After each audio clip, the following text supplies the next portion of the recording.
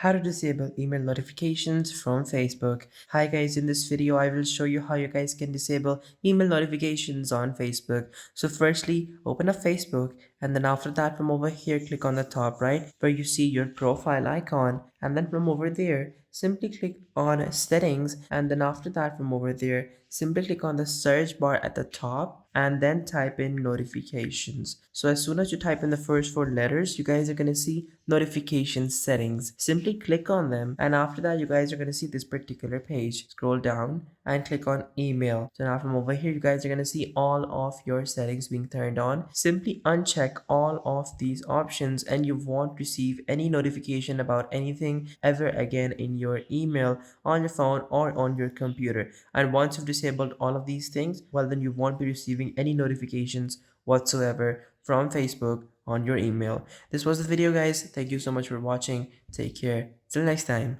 Goodbye.